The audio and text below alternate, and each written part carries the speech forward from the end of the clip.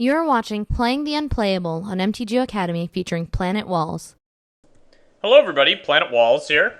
I'm going to be doing something different today. It is an episode of Playing the Unplayable, but today we are going to play an unplayable Pauper deck. Hanakami, you say that's an uncommon. Well, it turns out that in Master's Edition, this is printed as a common, opening up this deck archetype. So, what are we playing in this deck? Well, I'm going to go over that first. Actually, I'm going to say what I'm going to be doing today. I'm going to be playing in some Pauper 2-mans and maybe an 8-man if I can get it to fire, but if it doesn't look like it, well, I'll just do the 2-mans. And what we're going to do is run this monstrosity into the 2-man queues, and this is essentially a proof of concept test. So is this deck going to succeed? Probably not, but I want to learn certain things. One of the things I want to learn is about the interaction between Kodama's Might, Lava Spike, Hanakami, and Glacial Ray. Is this powerful enough to warrant including in a deck? Elder Pine of Jukai, this is sort of a very slow card advantage engine. If you've got this out and you rip a bunch of lands with it over the course of several turns, you can play an Evolving Wild, shuffle your deck, and you'll be more likely to draw a non-land. Devouring Rage, God, look at the art on that motherfucker, man. Look at his neck. That guy looks like his neck is made of football players. He looks like a football player whose neck is... whatever. Anyway, so you would think this card is pretty innocuous, and, I mean, it's pretty bad against some decks that can counter things. As an additional cost, you sacrifice any number of spirits. Every creature in the deck is a spirit.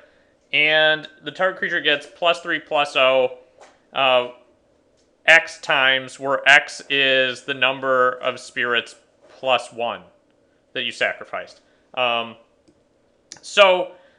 Late game, this can be a blowout. It's a huge risky all-in play, the sort of thing I like. This is Soul Shift 2, so it can recur Hanakami when it dies.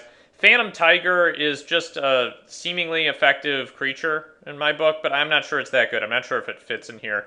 I've got another one in the sideboard just to test, so if I want to see if this is good in a certain matchup, I'll bring in another one.